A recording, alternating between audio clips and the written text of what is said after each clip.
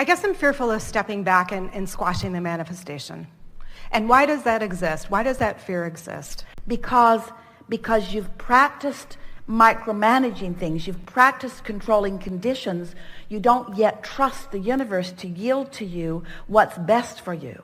So how can I get over that? And here it is. And this is really what we began talking about at the very beginning stages of this gathering. This is the leading edge conversation that this gathering is accomplishing. It's the difference between, as a deliberate creator, believing that I have to figure out all of the components and make them happen, and understanding that I've already figured out the components because I've been sifting through the contrast, and they have already happened because Source has already answered everything that I've been asking for incrementally, and that everything that I am, everything that I want has evolved into this, and now my work is to allow it to be realized by me, not to make it happen. It's the difference between going after it and just recognizing it when it comes. That's really big. Could you feel that in the context of the specifics of your question? Yes. So I want to just let it be. But I'm a little nervous about that, and I don't know why. Well, second-guessing yourself is a human trait, and it's always a way that you shoot yourself in the foot. In other words, can you answer these questions affirmatively? Everything is always working out for me.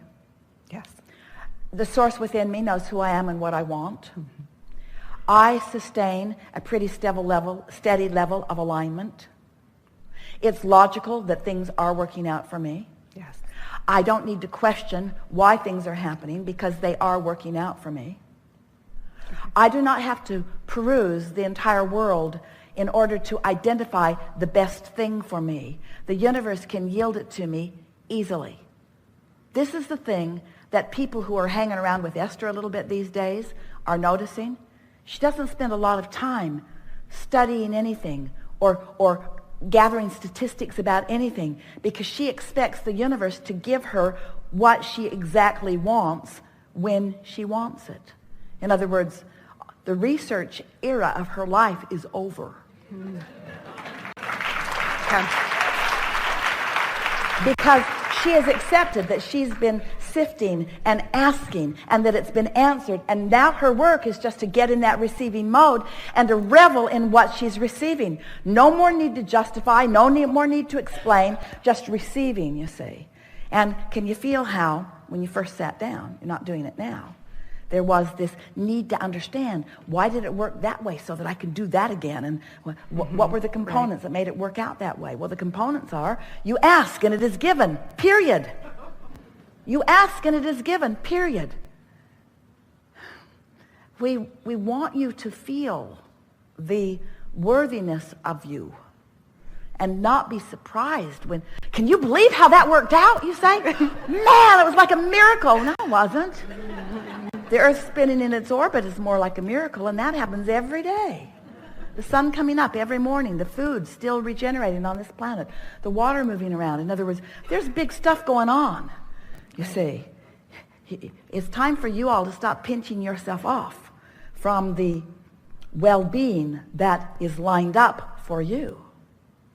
See, just accept it. Why are these good things happening to you? Your 2-year-old can give you the right answer because